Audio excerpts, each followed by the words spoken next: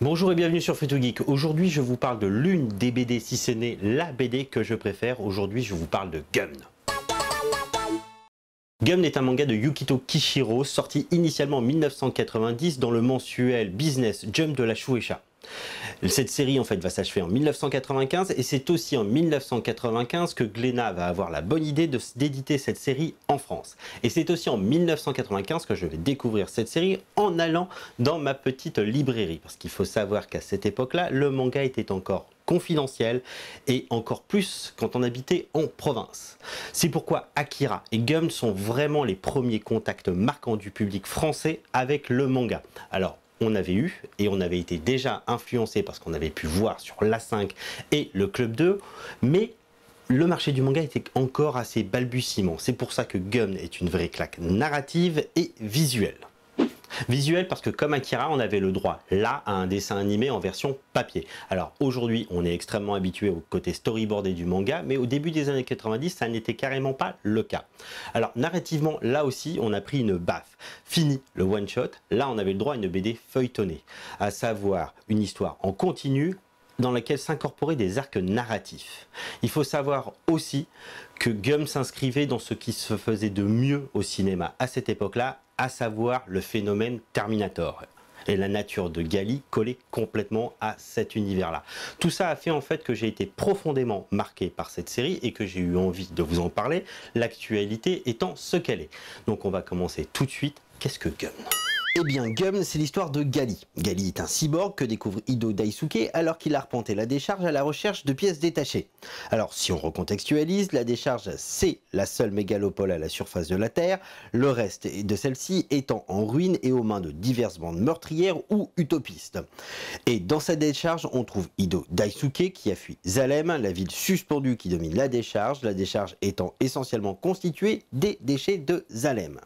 Bref, Ido est un cybermédecin qui vient en aide aux habitants de la décharge qui sont essentiellement des êtres cybernétisés, seul moyen presque de survivre aux conditions de vie qui y règnent. Car oui, il ne fait pas bon vivre dans la décharge étant donné que c'est un monde d'ultra-violence. Et pour éviter que le chaos soit total, Zalem a organisé avec les usines robotisées la mise en place d'une horde de mercenaires, des Hunter Warriors ou Bounty Hunter, chargés de réprimer le crime selon les règles et les lois édictées par Zalem. Ido, qui découvre donc un cyborg qu'il nommera Gali, celui-ci ayant perdu la mémoire, ce qui sera un ressort scénaristique durant toute la saga, et lui-même un redoutable Hunter Warrior.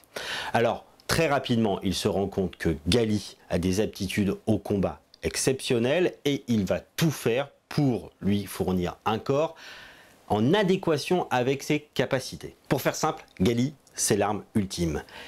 Pas besoin du pouvoir de l'amitié, elle est juste badass. Et on comprend très vite que le personnage est sans limite, à part peut-être son aversion à faire l'usage réellement de la force. Mais quand elle y cède, rien ne l'arrête.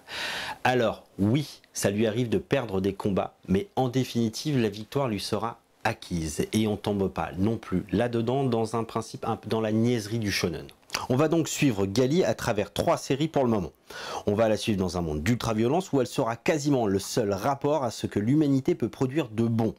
On va la suivre dans un monde, dans une succession d'arcs où la monstruosité est partout, mais pas nécessairement dans ses adversaires directs. Que ce soit Joshugan dans l'arc du Motorball, Makaku, Zapan, Den, un adversaire exceptionnel dans un arc tout aussi exceptionnel qu'est la guerre du Barjac, Destinova, la destinée nouvelle qui, même sémiologiquement en fait, là, est le némésis de Gali, Mbadi et Erika aujourd'hui. Gali va être confronté à une multitude d'adversaires qui, en définitive, sont eux-mêmes en quête de reconnaissance, de liberté, même voire d'amour. Bref, c'est magique. On a un univers cyberpunk redoutable d'efficacité et c'est un vrai cas d'école en termes de scénario. Bon, avant de continuer, on va s'attarder un petit peu sur Yukito Kishiro, l'auteur, puisque son histoire personnelle est a vraiment influencé, a vraiment une incidence sur la saga. La saga qui est aujourd'hui décomposée en 3 parties, on va dire principale, avec des arcs narratifs à l'intérieur, façon manga en fait assez classique. On a Gun Last Order et récemment, 2014, Gun Mars Chronicle. Alors, comme j'ai dit tout à l'heure, Gun est sorti initialement entre 1990 et 1995 au Japon. Mais en 1994, l'auteur a un grave accident de moto qui l'oblige, qui le contraint à achever sa série. On a malgré tout en fait une fin en soi. Donc l'auteur prend le temps de se remettre de son accident, explore 2-3 autres idées, participe à l'élaboration du jeu Gum, adapté de Gum en 1998, dont on va reparler un petit peu plus tard. Et en 2000, il va tout de même en fait reprendre la plume pour essayer d'apporter sa fin, son idée de base sur l'histoire, les mésaventures, l'aventure, la quête de Gali. Alors, il réemboîte avec la dernière partie du 9e tome de Gum, et on a la Gum Last Order qui débute dans un Zalem qui a sombré dans le chaos à cause des manigances de Destinova.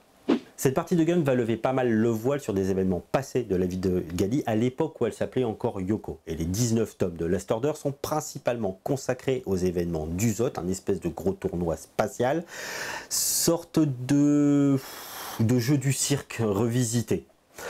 Autre particularité de Last Order, c'est que sur un arc, on va assister à un effacement total de Gali au profit d'un autre antagoniste. Je pense à l'arc de Vilma et des vampires qui apparaît, enfin qui dans la chronologie va se situer au tout début de l'apocalypse, du post-apocalypse de la Terre.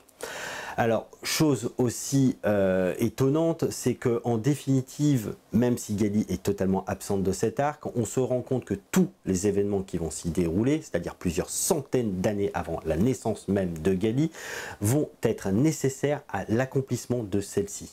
J'irai même plus loin, je dirais que tous les détails de cette série, le moindre détail, participent à l'existence, à la constitution de Gali en tant qu'entité.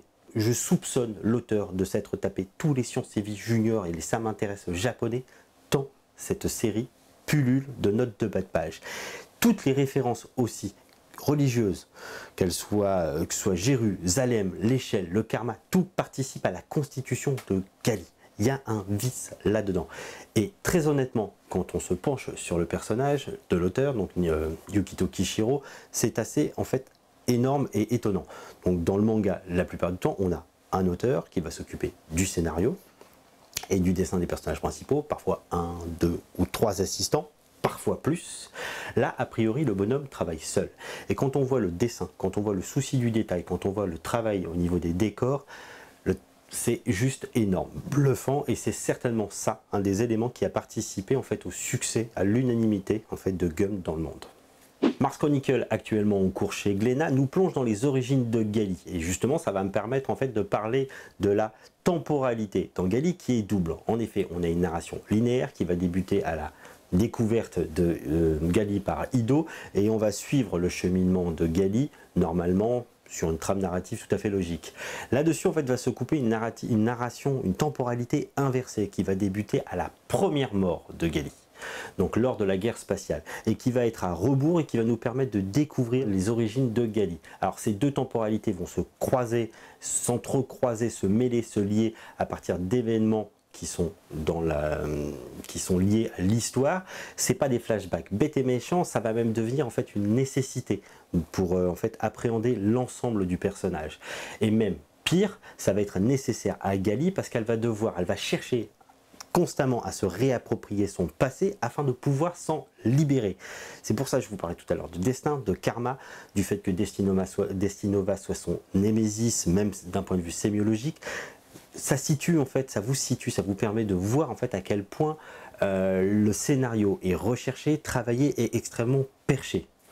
C'est donc une œuvre fleuve, et en fait si j'ai voulu en parler, c'est parce que j'ai été malgré tout étonné de rencontrer pas mal de lecteurs jeunes, plus jeunes, ou alors en fait c'est parce que je suis vieux, j'arrive pas trop à savoir en fait s'ils étaient vraiment jeunes ou si je suis juste vieux, qui ne connaissaient pas, qui n'appréhendaient pas, qui n'avaient pas en fait eu connaissance en fait de cette série. Alors je suis relativement étonné parce que à vrai dire, Glénat réédite régulièrement cette série. Alors elle l'a fait dans le format original, elle l'a fait en grand format, et actuellement elle est sur Mars Chronicle. L'actualité aussi cinématographique qui arrive va peut-être permettre aux plus jeunes de connaître en fait cette série.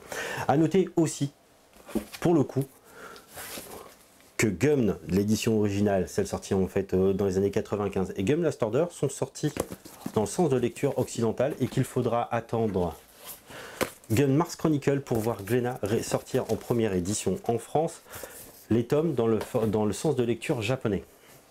bon, sachez en fait que ça ne nuit en rien le plaisir de lecture et la découverte en fait du produit. Par contre, en fait, l'édition originale est actuellement disponible justement chez l'éditeur. Donc, si vous voulez dépenser un peu plus de sous, allez-y, n'ayez pas peur. Mais par contre, ceux qui ont encore cette édition-là peuvent s'en contenter sans problème. Alors oui, il y a aussi une grosse actu ciné autour en fait de Gun, ou plutôt de Battle Angel Alita, à savoir son adaptation cinématographique prévue en décembre. Alors, tout ça est une histoire de succès, forcément, parce que Gun, comme Akira, a eu un succès mondial, y compris aux États-Unis. Alors, il ne faut pas croire que les États-Unis, ce soit comme la France vis-à-vis du manga. Nous sommes effectivement et définitivement le second marché mondial dans ce domaine-là. James Cameron s'est très vite intéressé en fait à Gun, au point en 2003 d'acheter les droits d'adaptation cinématographique. Alors c'est resté longtemps une arlésienne puisque bien que ça ait été acheté, ça n'a jamais été mis en production. Savoir que le bonhomme aussi était embarqué dans Avatar notamment. Alors il faudra attendre 13 ans et la nomination de Robert Rodriguez à la réalisation pour réentendre, revoir apparaître le projet. Alors Robert Rodriguez, on lui doit les SimCity, c'est plutôt pas mal, Une nuit en enfer, c'est plutôt pas mal, Planète Terreur, c'est plutôt pas mal, Spice Kid, voilà, que dire, à part que ça a dû lui remplir en fait quand même pas mal le compte en banque, donc pourquoi pas. Donc il a été nommé et la production a été mise en place. C'est Rosa Salazar qu'on a pu voir dans les 2 derniers opus de Maze Runner en fait qui joue le rôle de Gali, enfin jouer sans vraiment le jouer puisque c'est beaucoup de la motion capture.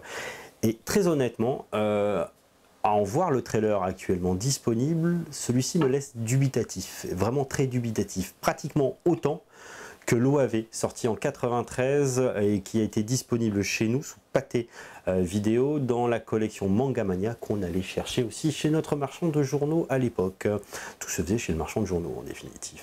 Bref, c'est cette OAV qui est prônée comme assise, les 2 premiers tomes du manga étaient loin d'être terribles et pour le coup le doublage français n'a pas plus desservi l'œuvre d'origine que ça, c'était pas bon. Alors le film sera peut-être bon, je ne sais pas, on verra en fait ce que donnera Battle Angel Alita, il sera peut-être renommé Gun, en France on verra. Comme je disais tout à l'heure, un jeu vidéo a été adapté en espèce de RPG action en 1998 sur PlayStation, savoir que l'auteur Yukito Kishiro a participé à l'élaboration scénaristique de ce jeu. C'est dommage, il n'est jamais sorti des frontières de l'archipel. C'est vraiment dommage puisque la critique presse et la critique publique sont plutôt bonnes. Donc en termes de gameplay, en termes de fidélité aussi à l'œuvre. Alors aujourd'hui, j'imagine assez mal le produit en fait débarquer dans un trip rétro gaming, puisqu'en un RPG de 98. J'ai envie de dire qu'à part les Final Fantasy ou les Tales of qui ont peut-être pu passer les âges, celui-ci en fait aura pas mal de difficultés à trouver son public aujourd'hui. Autre élément disponible aussi chez Glénat, c'est un artbook sorti en fait en 2016 que j'ai pas, mais apparemment de ce que j'ai pu feuilleter en fait est plutôt bon sur l'art de Kishiro. Un autre produit Glénat sorti, c'est Gun Other Stories. C'est une série de one-shot autour de l'univers de Gun. Donc l'univers de Gali, de certains protagonistes et antagonistes de la série qui ont le droit en fait à leur moment de gloire. Bref, cette série est très bonne. Si vous la connaissez, si vous l'avez lue en 95 et que vous avez un peu cessé de la suivre après sa première édition, que vous avez un peu lâché le morceau parce que vous avez grandi, vieilli, mûri et refusé de rester en fait dans le monde de la BD, courez, reprenez vos premiers tomes et enchaînez Last Order et Mars Chronicle. Si vous ne la connaissez pas, si vous êtes trop jeune ou moi trop vieux, je n'arrive toujours pas à le définir, là aussi n'hésitez pas, lancez-vous dans cette série avant la diffusion cinématographique de son adaptation parce que vous serez gagnant. Voilà, c'est là où j'en finis enfin avec Gun, même si j'avais énormément de choses et je me rends compte que c'est très difficile de faire le tour de Gun. J'aurais aimé vous parler de beaucoup d'autres choses autour de cette série.